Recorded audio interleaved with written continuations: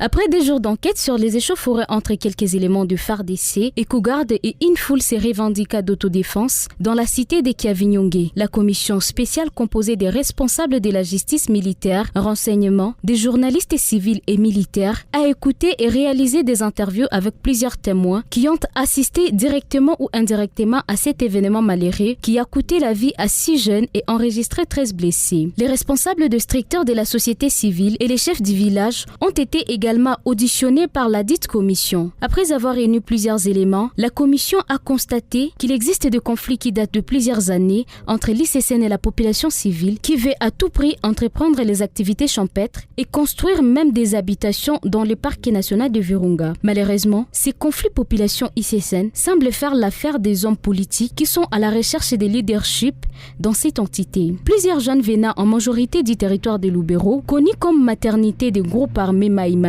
ont été envoyés après un communiqué diffusé le 5 avril dernier sur le haut-parleur de la mosquée de Kiavinyongue et sur la radio Ishangu pour la construction des hits coutumières appelées communément Baraza Kiandayera. Malheureusement, ces hits ont été construites en violant les limites de l'ICCN. Dépêchés sur place pour constater et détruire ces maisonnettes, les éléments de l'ICCN et de l'armée congolaise ont fait face à une centaine de jeunes d'autodéfense appelés localement Wazalendu qui sont dans les parcs pour protéger selon eux leur baraza. L'armée et les éco-gardes de l'ICCN ont résolu de rentrer à Kiavinyongue sans détruire les huttes, vu leur effectif qui était moindre par rapport aux jeunes armés des lances et machettes. C'est juste à l'entrée de la cité de Kiavinyongue, vers 17h juste, que la foule a entouré les 8 militaires et éco-gardes pour les désarmer.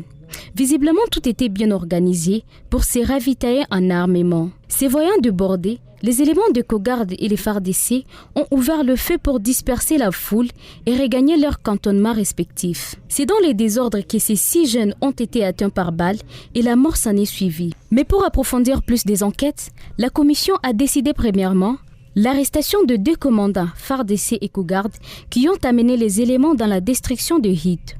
Deuxièmement, la commission projette dans un proche avenir une rencontre entre les représentants de la population de Kiavinyongue, de l'ICCN et des FARDC pour trouver une solution durable à ces conflits qui semblent profiter aux ennemis de la paix et de la politique à mal des positionnements.